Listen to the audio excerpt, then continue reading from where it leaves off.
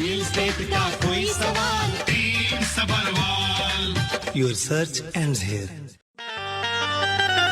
घर कहीं भी लेना हो या हो बेचना,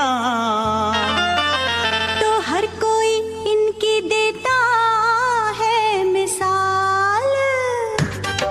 रियल एस्टेट का कोई सवाल, टीम सबरवाल। रियल एस्टेट का कोई सवाल, team Sabharwal. For any information, call Saurabh Sabharwal 647-864-8844. That's 647-864-8844. or visit teamsabharwal.com. Your search ends here. हाँ जी बेंद्र भाइयों, ये है रेडियो वॉइस जतीन और अनामिका के संग। और आइए अब सीधे चलते हैं टीम सबरवाल। बेंद्र भाइयों, इसीलिए तो कहते हैं कि रियल एस्टेट का कोई भी सवाल, PK Sabharwal, dedicated to making your real estate dreams a reality. बेंद्र भाइयों, टीम सबरवाल जी की सेवाएं यानी best real estate experience. Dream home buy करना हो, घर सेल करना चाहते हो, या फिर लेटेस्ट नए कंस्ट्रक्शन डेवलपमेंट्स को एक्सप्लोर करना चाहते हो, टीम सबरवाल रियल एस्टेट का कोई भी सवाल। आइए सीधे चलते हैं उन्हीं के पास।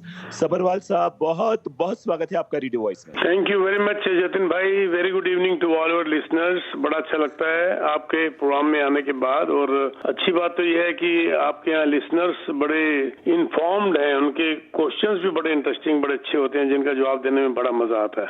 सबरवाल जी, आपकी आवाज में इतनी ताजगी और पॉजिटिविटी है कि हम भी बहुत ही खुश हो जाते हैं कि आज का दिन एवरी वेडनेसडे हमारा बहुत ही अच्छा रहता है। Thank you sir, thank you very much ji. Sabharwal ji, हमारी रेडियो वॉइस टीम में अनामिका भी जुड़ गए हैं, जो पहले आपके लिसनर थे और आज कहते थे कि मुझे बहुत ही उत्सुकता है कि मैं आज सबरवाल जी से बात करूं, तो आपसे हेलो करना भी चाहेंगे अनामिका जी। अनामिका जी, हाँ सबरवाल जी से जी। बात करें। Hello Anamika, good evening. Very good How are you? Evening. I am perfectly fine, और अब आपसे बात हो रही है तो और भी ज़्यादा फाइन होने वाली हूँ। And Thank you. सीरियसली आपका शो मैं सुना करती थी, और जब भी कोई आप सोल्यूशन देते थे तो हमेशा एक रिलेटेबल मुझे लगता था, क्योंकि आप बहुत ही मतलब होता है ना, सरल भाषा में इंसान को समझा देना। सीरियसली वैसा मैं सुना करती थी, और आई एम फीलिंग लकी कि आज मैं आपसे बात कर पा रही हूँ। So thank you for this honour. Thank you Anamika ji. बात ये होती है कि बात को आसान शब्दों में कहने से ही मजा आता है। कई बार मैं मजाक में कहा करता हूँ कि हम लोग जो देसी है ना, अंग्रेजों से ज्यादा टफ अंग्रेजी मारने की कोशिश करते हैं, तो समझ नहीं आती क्या प्रूव करना चाहते हैं, ये नहीं समझ आया। खुद को कंफ्यूज करने वाली बात है। साधारण शब्दों में एक बात कहने में भी आराम, और सुनने वालों को भी आराम, समझने में भी आराम। नहीं, अब तो ऐसा हुआ है कि जब समझ में नहीं आता तो हम कहते हैं भाई पीके जी की स्टाइल में कहो तो समझ में आए कुछ। Thank you sir, thank you very much Jatin भाई। सबरवाल जी, आपकी नजर में रियल एस्टेट अपडेट प्लीज हमारे श्रोता को बताएं। जी देखिए, ये जो अभी अनएक्सपेक्टेड जो होम सेल्स अचानक बढ़ी हैं ऊपर, और आपने देखा कि दिसंबर के महीने में अंदर सेल्स एक्टिविटी बहुत अच्छी होगी, और बड़ी 3.7% का जंप आया ओरिया के हिसाब से और इंटेरियो सीरिया के हिसाब से, कैनेडियन रियल एस्टेट एसोसिएशन। और ये 3.7% का जंप पूरे कनाडा में, और 11.5% जंप जो जीटीए में आया। ये चलो एक तो अच्छी बात है, लेकिन दूसरी तरफ से ये थोड़ा सा कॉम्प्लिकेट करेगा। इन्फ्लेशनरी प्रेशर जो है ज्यादा पड़ेंगे, और उसके हिसाब से मेरे हिसाब से इसका नेगेटिव असर पड़ेगा। जो टारगेट है इनका बैंक ऑफ कनाडा का 2% का इन्फ्लेशन का, वहां तक जाने में थोड़ी दिक्कत आ सकती है, क्योंकि जब ये सेल्स बढ़ती हैं तो सेल्स बढ़ने का मतलब ये होता है कि स्पेंडिंग ज्यादा, यानी कि नॉट ओनली घरों की सेल, बल्कि जब घर कोई खरीदता है तो साथ में फिर उसको और भी खर्चे करने पड़ते हैं, फर्नीचर वगैरह, और ये जो आपकी जो बाकी अप्लायंसेस वगैरह, पर्दे वगैरह, और भी सामान जब खरीदते हैं तो ये इन्फ्लेशनरी प्रेशर ज्यादा पड़ जाता है। एक तरफ से नेगेटिविटी है। प्राइस बढ़ना, इंटरेस्ट कम होना तो बराबर हो जाएगा, लेकिन सेल बढ़ने के साथ साथ और खर्चे बढ़ जाते हैं। ये एक लेटेस्ट न्यूज थी, लेकिन एक किस्म से अच्छा भी है। सेल बढ़ना कोई ऐसी बात नहीं है, पर हम लोग दुविधा में फंसे हुए हैं कि क्या करें तो क्या करें। जी बहुत सही कहा। टाइम मिलेगा तो मुझे बताइएगा, आगे मैं इसके बारे में थोड़ी और चर्चा कर लूंगा। जरूर चलते हमारे श्रोता की और। बहनों भाई, भाइयों आप स्टूडियो में कॉल कर सकते हैं 416-593-0055 है स्टूडियोज के नंबर 416-593-0055। रियल एस्टेट की बात सबरवाल जी के साथ। हाँ सबरवाल जी, हम कंटिन्यू करते हैं, तब तक हमारे श्रोता हमें ये तो एक मैंने बताई थी बात सेल्स का बढ़ने का, इन्फ्लेशन प्रेशर, और दूसरी तरफ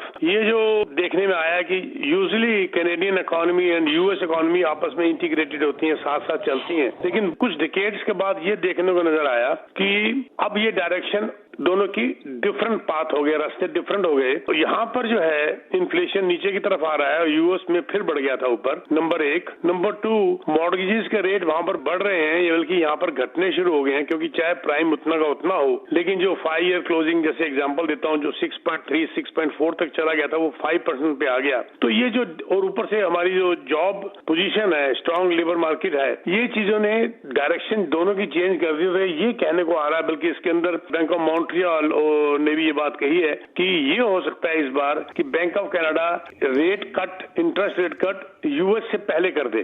तो ये बड़ी एक पॉजिटिव सी बात है, बहुत पॉजिटिव होने वाली बात है। बल्कि जो हमने पिछले से कहा था कि मुझे लगता है कि जून और जुलाई में इंटरेस्ट रेट कम होना शुरू होगा, डिजार्डिन का ये भी कहना है ग्रुप का कि उनको तो ये हालात नजर आ रहे हैं कि शायद अप्रैल में ही ना 50% इंटरेस्ट नीचे आ जाए, 50% चांसेस है इंटरेस्ट नीचे आने की, which is again a good news. देखो आगे आगे होता है क्या। और इससे जतिन जी हमारे साथ कॉलर्स जो हैं वो जुड़ रहे हैं, तो डेफिनेटली उनके बहुत से सवाल होंगे। So let's connect with one of the caller. Hello, welcome to radio voice. Hi Sabharwal साहब। जी सर। अस्सलाम वालेकुम सबरवाल साहब। सर मैं आपका मुरीद हूँ और पहले तो मैं आपका इस्तेमाल करता हूँ। आप welcome back to Canada from India. Thank you sir. आपसे एक दो सेंटेंसेस बोलने हैं। जब लास्ट वीक आपने वो कहा था ना, वो कि आप अपने सब भाई बहनों के साथ मिलते हैं, एवरी ईयर मिलते हैं, तो वो जब आप बोल रहे थे ना, कसम खुदा की मैं यहाँ पे कार में बैठा रो रहा था, मेरे आंखों से आंसू रुक नहीं पा रहे थे। बस वो सबरवाल साहब, मैं आपका करीब 18 साल से प्रोग्राम सुनता हूँ, मुरीद हूँ आपका। Oh my God. मिलिएगा भाई साहब, एक दिन आइएगा। एक अच्छे इंसान को, एक जैसी विचार रखने वाले आदमी को मिलना जरूर चाहिए। आप प्लीज मुझे मैसेज डाल के नाम लिखिएगा, will have a lunch together और डिनर टुगेदर और चाय टुगेदर। मतलब ये चाय लंच तो अलग बात है, मिलने का बहाना है, मेरा मतलब कहने का ये है। मिलिएगा जरूर। जब लोग कुछ भी कहे बट नॉलेज की तो आप भंडार है, बट जो आपका वो इमोशनल पार्ट है ना, मतलब कोई वो देख लेता या रिकॉर्ड कर लेता, या मेरी बेगम साहब होती रिकॉर्ड कर लेती, वो दिखाती। जब आप बोल रहे थे वो मेरी आंखों के सामने मेरी वालदान और मेरे भाई बहनों के चेहरे, मैं आपके उस जो गुजरा हुआ समय था अपने को महसूस करा उसमें मैंने। तो आपका बहुत बहुत शुक्रिया। Thank you sir. आप मेरी वेबसाइट में जाएंगे तो मेरे आपको सारे रेडियो शो पिछले 20 साल के मिल जाएंगे। तो आप देखोगे, डेट डालोगे तो मेरा रेडियो शो दोबारा सुन सकते हैं अगर आप चाहें तो। ये मैं आपको एक छोटी सी बात बताऊं, एक बुक है जो, ये बुक मेरे को अब नाम नहीं इसका याद आ रहा, जो एक नर्स ने लिखी थी, जो ओल्ड होम्स में काम करती थी, उसकी बुक बड़ी फेमस हुई थी। उसने मरने से पहले, किसी को 10 दिन रह गए मरने को, किसी को 20 दिन, तो उससे इंटरव्यू लेके उसने वो बुक बनाई थी कि आपके क्या सबसे बड़े एक रिपेंट करते हैं कि मैंने क्या, किसको मिस करते हैं कि मैंने क्या नहीं किया जी। तो किसी ने भी ये नहीं कहा कि मेरे को 4 मकान चाहिए थे, मुझे करोड़ रुपया चाहिए था, मुझे सबने ये कहा उन 5 जो इम्पोर्टेंट चीजें थी उसमें सबसे ज्यादा उन्होंने एक ये कहा कि मैं अपनी मर्जी से जिंदगी नहीं जी सका। एक तो मुझे इस बात का गम है, और दूसरा उन्होंने ये इम्पोर्टेंट कहा कि मैं अपने रिश्तेदारों और दोस्तों यारों के ज्यादा करीब ना आ सका, मैं उनको मिस करता हूँ। किसी ने ये नहीं कहा कि मैं जायदाद मिस करता हूँ जाने से पहले, मरने से पहले। यानी मेरी माँ ये कहा करती थी कि कुछ तुम्हारे साथ नहीं जाएगा, सिर्फ तुम्हारा ये प्यार और ये रिश्ता, नॉट ओनली विद बहन भाई, तुम्हारे दोस्तों का तुम्हारे साथ जाएगा, और तुम्हें मरने से पहले कभी भी दुख नहीं होगा अगर तुम्हारी ये दोस्ती और तुम्हारा रिश्ता बड़ा एक हेल्दी एटमॉस्फेयर में अगर रहेगा, तो मरने का भी तुम्हें गम नहीं होगा। तो वो बात हमारे दिल में एक छप गई, और हमने कोई साल आज तक मिस नहीं किया, बल्कि कई बार तो हम 2-2 बार मिलते हैं। और मुझे इतना यकीन मानिए, 7 दिन की जो हमारी मीटिंग होती है वो मेरे 365 दिन के लिए एनर्जी पैदा कर देती है। Amazing, amazing. मतलब आज मुझे लग लग रहा है हम रियल एस्टेट के साथ साथ रियल लाइफ की भी बात कर रहे हैं। थैंक यू सो मच, आपने कॉल करा और अप्रिशिएट करा पीके सब्रवाल साहब को। Thanks a lot. दूसरे कॉलर से जुड़ते हैं। Hello, welcome to radio voice. Hello जी सर। हाँ जी सब्रवाल साहब, एक तो ये बुक जो आपने बोली है अभी, इसका नाम क्या है? वही मैं अभी आपको बताया तो मेरे दिमाग में आ नहीं रही, लेकिन मैं अभी मैं इसके प्रोग्राम के खत्म होते ही मैं जतिन भाई को टेक्स्ट कर दूंगा या अनामिका, तो आप जो है आपको ये रेडियो में बता देंगे। अभी मेरे दिमाग से जहन से निकल गई अचानक। मैं अभी करता हूँ मैं आपको। अभी जैसे अगर प्रोग्राम के चलते चलते याद आएगा तो मैं अभी बोल दूंगा, तो मैं इमीडिएटली बोल दूंगा। ठीक है जी? नहीं, मैं सुन रहा हूँ अभी। और मेरा क्वेश्चन जो था सब्रवाल साहब कि ये जो आप मैंने एक प्री बिल्ड खांडो लिया है जी सर, की क्लोजिंग हो रही है अप्रैल में। अप्रैल कौन सा 24 में? हाँ जी, इसी साल। ये कौन सी आप बिल्डिंग का नाम बताएंगे? ये है जी वो पिकरिंग में वो जो गो ट्रेन के साथ है ना, यूसी गो ट्रेन के साथ है। अच्छा, यूसी की बात कर रहे हैं या और की बात कर रहे हैं? अच्छा, आगे बताइए। तो मेरा ये क्वेश्चन है जी, वो एक और मेरे दोस्त ने भी ली थी उसी बिल्डिंग में, उसकी है ऑक्यूपेशन एक्चुअली हो चुकी है फरवरी में जी। तो they are asking him to pay HST because he is going to be renting the building. Yeah, not HST, it is called HST rebate. तो ये कितने का बुक किया था? आपका कितने का बुक है? मेरा है जी 471 का लिया था मैंने। हाँ, तो 471 आपका लगभग 24,500 बनेगा HST रिबेट, 24,500 के आसपास बनेगा। ये मैं बता दूं, ये आपको देना पड़ेगा लेकिन आपको 8 हफ्ते में वापस आ जाएगा। ये HST रिबेट ये है, मैं आपको बता देता हूँ, ये HST नहीं है, ये क्लोजिंग के अंदर, क्योंकि आपको HST रिबेट मिलता है for your personal use if you keep the house for minimum 365 days।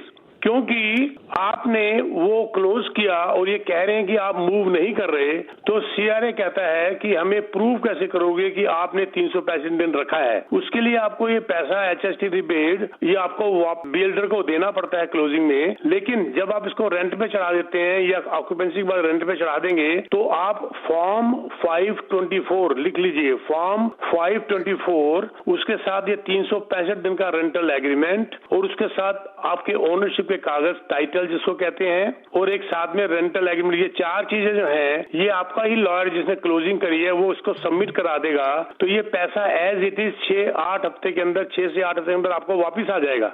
इसलिए फिक्र करने की जरूरत नहीं है, ये 8 हफ्ते में वापिस आ जाएगा पैसा आपके पास। हेलो, बहुत खूब। शायद वो रेडियो पे सुन रहे हैं सब्रवाल जी, बहुत बहुत शुक्रिया आपका। बहुत ही बेहतरीन सवाल उन्होंने पूछा और श्रोता सवाल ऐसे पूछते हैं कि हर किसी को इसका एडवांटेज मिलता है। चलते हमारे अगले श्रोता की और लेते हैं ये कॉल। बेंद्र भाई आप कॉल कर सकते हैं 4165930055। PK सब्रवाल जी है हमारे साथ। चलते हैं ये श्रोता की ओर। Hello radio voice. Hello Jatin भाई, हाउ आर यू? बहुत खूब, पूछिए sir please. I have a question with PK Sabharwal. When I can meet in this weekend in Oshawa or Whitby with PK Sabharwal? This is one question. मैं बाहर नहीं जाता sir, I am so sorry to say. आपको मेरे office अगर आ सकते हैं, you are most then welcome. मैं अगर बाहर जाता हूँ तो अगर मेरे 4 घंटे लगते हैं तो मेरी 4 अपॉइंटमेंट्स खराब हो जाती हैं। अगर आप आएंगे तो आप फेवर करेंगे मेरे लिए और बाकी लोगों के लिए, क्योंकि उसमें मैं 4 लोगों को और मिल सकता हूँ। 45 मिनट की मेरी मीटिंग्स होती हैं, फ्री होती हैं, नो ऑब्लिगेशन, नो चार्जेस। आप मेरे ऑफिस में अगर आएंगे, 401 के ऊपर ही बिसागर रोड पे मेरा ऑफिस है, आप मेरे को मेरे सेल नंबर पे टेक्स्ट मैसेज डाल दीजिए for appointment with your name, तो आपको कैलेंडर के हिसाब से हम ऑप्शंस दे देंगे, और या आप अपनी ऑप्शन बता दीजिएगा, हम आपको मिल लेंगे। You are more than welcome. Will sit down, have a cup of tea and coffee and will discuss. There is no obligation at all. ठीक है सर? अमेजिंग। और इसी के साथ सर हमारे साथ एक और कॉलर जुड़ गए हैं जो आपके साथ एक सवाल पूछना चाह रहे हैं। Hello, welcome to radio voice. Hello जी सब्रवाल साहब। नमस्कार सर। ये जो HST का जो नया है, आई एम नॉट श्योर कि जो अभी फेडरल और प्रोविंशियल मिला के 100% रिबेट है। 100% मैं बताता हूँ आपको। Very nice question. इसकी लिमिट 24,000 है, फेडरल खत्म हो जाता है 25,000 के बाद, तो इसीलिए आपकी जो रिबेट और लेना देना है टोटल जितना दोगे उतना मिल जाता है आपको। Very nice. मैं आपको बता दूं, जो फेडरल 5% होता है उसकी जो लिमिट होती है 36% of your federal portion to a maximum of 6,300, और जो प्रोविंशियल होता है 8%, उसका 75% of the provincial part to a maximum of 24,000। तो अब आप इसको टोटल कर लीजिए, देख लीजिए आपका इतना ही बनता है। ठीक है sir? Yes, thank you sir. Thank you sir. जी सब्रवाल साहब, खैरियत से हैं आप? Thank you very much sir, ठीक ठाक, आप बताइए जी। बस साहब अल्लाह का करम है। सर आपसे लास्ट वीक की बात हुई थी, मैंने बताया था मेरा कॉन्डो है उधर विंडफोर्ड पे पैलिसेड्स। हाँ जी बिल्कुल ठीक है, 1400 स्क्वायर फीट का आपने बताया था। आपकी मेमोरी तो बड़ी खतरनाक है भाई। तो अच्छा, अब हुआ ये है कि वो 1 साल की लीज पे था और लीज खत्म हो रही थी एंड ऑफ अक्टूबर। आज जस्ट गॉट अ कॉल ये टेनेंट के साथ कुछ मसला है, उसकी वाइफ की जॉब कहीं। सॉरी आपकी बात कट रही है, क्या कहा आपने? टेनेंट के साथ क्या? टेनेंट के साथ कुछ मसला हो गया है, उसकी वाइफ की जॉब जो है वो ओवरसीज हो गई है कहीं ओमान में, तो वो चाह रहा है कि वो लीज ब्रेक करे। आप लीज ब्रेक करे? एक मिनट रुकिए। वैसे एक्चुअल लीज ब्रेक कब होनी थी? End of October. हाँ, तो पहले वो टेनेंट नहीं जा सकता, किसी हालत में टेनेंट पहले नहीं छोड़ सकता। आप उससे पूरा रेंट क्लेम कर सकते हैं, लेकिन ये आपके ऊपर डिपेंड करता है। आप उससे नेगोशिएट कर लीजिए, बीच में कहीं फैसला कर लीजिए, 2-3 महीने की उससे पेनल्टी ले लीजिए और किसी और को चढ़ा दीजिए। आप भी सेफ हो जाएंगे और एक अच्छा काम भी कर लेंगे और वो भी सेफ हो जाएंगे। लेकिन वो चाहे कोई भी रीजन हो, ये बाइंडिंग एग्रीमेंट है अक्टूबर तक का, वो उससे पहले नहीं छोड़ सकता। अच्छा। मेरा तजुर्बा ये कहता है कि टेनेंट आपको 2 महीने का एक्स्ट्रा रेंट दे देगा, उसमें वो भी खुश हो जाएगा और 2 महीने के अंदर आप रेंट पे चढ़ा दोगे तो आप 1 महीने का अगर किसी को कमीशन भी दे देते हो तो आपको 1 महीने का रेंट बच जाता है। तो दोनों खुश हो जाओगे, एक पुण्य का काम भी हो जाएगा और एक मन के अंदर बद्दुआ भी नहीं निकलेगी। ठीक है। तो ये कहने का मकसद ये कि इनको अभी लेकिन ये अगर मैं इनको डिनाई कर देता हूँ तो नहीं छोड़ सकते। अगर आप उनको डिनाई कर देते हो तो वो नहीं छोड़ सकते। और इस फॉर्म का नाम म्यूचुअल का फॉर्म का नाम होता है N11, लिख लीजिए। अगर आपको ना समझ आए तो मेरे को बाद में मैसेज डालिएगा, हम आपको गाइड कर देंगे। There is no charges. इस फॉर्म म्यूचुअल रिलीज का फॉर्म का नंबर है N11। ठीक है ना, बहुत बहुत शुक्रिया आपका। बिल्कुल नोट डाउन कर लिया है और जिन को ऐसी अराउंड कोई क्वेश्चन था तो सर ने बता दिया है N11। और अगर आप भी स्टूडियो पे कॉल करना चाहते हैं, कॉल ऑन 4165930055। सर हमारे साथ एक और कॉलर्स जुड़ चुके हैं। बिल्कुल लीजिए। वरिंदर जी हमारे साथ जुड़ चुके हैं। हाँ जी वरिंदर जी। ठीक ठाक जी सर, बताइए। जी। मेरा एक्चुअली ना सवाल HST रिबेट को लेके ही था। जैसे कि अपने को ये समझ में आ रहा था पहले कि हमको 1 साल रखना है ना, अगर इन्वेस्टमेंट है तो उसको लेने के लिए। पर क्या हम 8 वीक में उसको ले सकते हैं HST रिबेट फ्रॉम? मैं बिल्कुल ब्यूटीफुल जतिन जी, मजा बढ़ाता है आपके लिसनर के साथ बात करके। बहुत अच्छी बात है सर। 1 साल रुकना इसलिए पड़ता है कि आपको CRA को प्रूव करना होता है कि आप 1 साल रहोगे। अच्छा, अब मान लीजिए आपने CRA आपको 1 साल के बाद पैसे वापस करता है, पहली बात। लेकिन मैंने 8 हफ्ते क्यों बोला? क्योंकि आप एक लीगल बाइंडिंग रेंटल एग्रीमेंट 365 दिन का जब CRA को भेजते हो तो CRA को बोलते हो देखो मेरा लीगल एक बाइंडिंग रेंटल एग्रीमेंट 365 दिन का बना हुआ है, इसका मतलब इससे प्रूव हो गया है कि मैं इसको 1 साल तक जरूर रखूंगा। तो आपने मेरा पैसा 1 साल के लिए क्यों रखा हुआ है अपने पास? तो मुझे मेरा पैसा वापस कर दिया जाए। उस रेंटल एग्रीमेंट के बेसिस के ऊपर CRA आपको पैसे वापस कर देता है। चलिए, वेरी नाइस। हाँ जी। अगर आप उनको प्रूव नहीं करोगे कि CRA को क्या पता कि आप 1 साल रखोगे कि नहीं रखोगे, तो फिर 1 साल के बाद आपका टाइटल चेक करेगा CRA, उसके बाद आपको पैसे देगा 1 साल के बाद। लेकिन आप उनको पहले ही प्रूव कर देते हो लीगल डॉक्यूमेंट भेजने के बाद कि मैंने देखो प्रूफ भेज दिया कि मेरा लीगल हो गया है रेंटल, तो आपने मेरा पैसा क्यों रखा हुआ अपने पास 1 साल के लिए? ओके, गॉट इट पीके जी। और ना एक चीज आ रही थी अभी दिमाग में, जो 1 साल है वो ऑक्यूपेंसी से है कि क्लोजिंग डेट से है? Beautiful again. देखिए, जिन लोगों ने भी ऑक्यूपेंसी के बाद 1 साल काउंट किया है वो अभी तक बचे हुए हैं, लेकिन एक्चुअल लॉ कहता है क्लोजिंग के बाद। आज तक CRA ने किसी को कुछ नहीं कहा। ऑक्यूपेंसी के बाद आपने रेंटल एग्रीमेंट 1 साल का बना लिया, CRA ने कुछ नहीं कहा। लेकिन कभी भी CRA इसके पीछे आ सकता है, लेकिन आपके को पेनल्टी नहीं है क्योंकि CRA ने एक्सेप्ट किया है। तो आप ऑक्यूपेंसी के बाद रेंटल एग्रीमेंट डालिए और उसके बाद भेज दीजिए और अपना पैसा क्लेम कर लीजिए। जब CRA की आंखें खोलेगी तब की तब देखा जाएगा। ठीक है? सही है। अच्छा, दूसरी बात, मैं एक डिस्क्लेमर दे दूं जतिन अनामिका, क्योंकि ये लीगल क्वेश्चन आ गए तो मैं डिस्क्लेमर दे दूं, मैं लॉयर नहीं हूँ। आप प्लीज लॉयर से भी बात कर लीजिएगा। मैं अपना तजर्बा आपसे शेयर करता हूँ। मैं लॉयर नहीं हूँ, मैं अकाउंटेंट नहीं हूँ, मैं पैरालीगल नहीं हूँ, मैं सिंपल सा एक रियल्टर हूँ जो अपना तजर्बा आपसे शेयर करता हूँ। तो इसीलिए मेरे को मेरी बात सुनने के बाद I encourage you to take second opinion. जी, thank you PK ji, thank you. इसी के साथ पीके सर हमारे पास ना एक फोन भी आया है मूसा जी का, जो बता रहे हैं बुक का नाम वो है by top regret of dying. या उसके राइटर का भी मैं नाम भेजता हूँ आपको। जी जी जी जी जी जी राइटर का भी उन्होंने रॉनी करके नाम बताया है उन्होंने। Top 5 regrets right. हाँ जी एग्जैक्टली।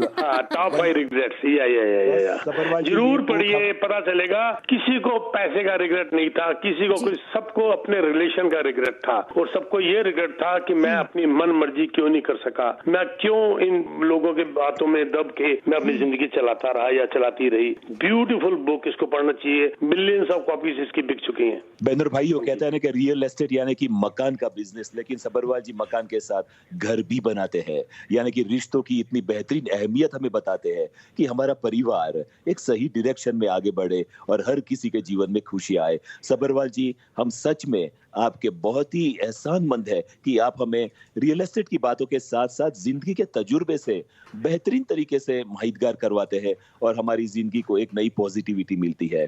बहनों भाइयों, वक्त पंख लेकर उड़ रहा है जब सबरवाल जी आ जाते हैं, लेकिन हम आपको उनका नंबर भी बता दें ताकि आप टेक्स्ट मैसेज कर सके या फिर उनसे बात और मुलाकात कर सके। 647-299-4757 299-4757। टीम सबरवाल, आप उनकी वेबसाइट भी विजिट कर सकते हैं teamsabarwal.com। सबरवाल जी, कंक्लूडेड रिमार्क्स आप प्लीज हमें बताएं। मैं बस क्योंकि बात चली हुई थी रिश्ते से, तो मैं एक बात बड़ी दिल की बताना चाहता हूँ जो मेरे मन में है। और मेरे पर्स में मेरे पास हमेशा मेरे फादर और मदर की पिक्चर फोटो होती है। मैं पुराने जमाने का हूँ, मेरे सेल पे नहीं होती, मेरे उनकी बकायदा खिंची हुई फोटो पुराने जमाने में होती थी ना। मैं सच बता रहा हूँ, बिलीव करिए, क्योंकि वो हर साल मिलने का एक ट्रेंड चल रहा है कई सालों से, मतलब कोई साल छूटा ही नहीं ना। मतलब आज भी उनके गुजरने के कई साल बाद भी मैं हर रोज अपने माँ और बाप से बात करता हूँ। वाह, क्या बात है। आज भी मैं उनसे बात करता हूँ और रोज बात करता हूँ, और कहीं पर मैं अटक जाता हूँ तो मैं उनसे पूछता हूँ कि इसको मैं हल कैसे निकालूं। जहाँ मेरे फादर की एक्सपर्टीज थी वहाँ वो उनकी काम आती है, जहाँ मेरी मदर की एक्सपर्टीज थी वहाँ उनकी काम आती है। आज भी मैं उनकी सलाह से चलता हूँ। क्या बात है सबरवाल जी, बहुत बड़ी बात कही आपने। बंदर भाइयों, ऐसे ही बातों के साथ सबरवाल जी हमें जिंदगी की बात भी सिखा देते हैं। रिश्ते की बात चली तो दो लाइनें याद आ गई कि कुछ गहरे रिश्ते थोड़े अजीब होते हैं, सब अपने अपने हिस्से वाले नसीब होते हैं। जो अक्सर निगाहों से दूर होते हैं वही हमारे दिल के करीब होते हैं। माँ बाप अगर हमसे दूर हो लेकिन हमारे दिल की धड़कनों में बसे होते हैं, और सबरवाल जी ने हमें आज यही एहसास करवा दिया। सबरवाल जी, आपका बहुत बहुत शुक्रिया। Thank you very much Jatin भाई, अनमयका बेटे, थैंक यू वेरी मच। आपसे बात करके बहुत बहुत अच्छा लगा, एंड नेक्स्ट फ्राइडे से फिर मुलाकात होगी। Thank you so much. और ऐसे ही आप आके हमें और भी ज्यादा चीजों के बारे में, real estate and real life के बारे में जरूर बताते रहें, और रेडियो वॉइस पे चर्चा हमेशा चलती रहेगी। स्टे ट्यून्ड रहिए ऑन 101.3 रेडियो वॉइस, आपकी पहली चॉइस।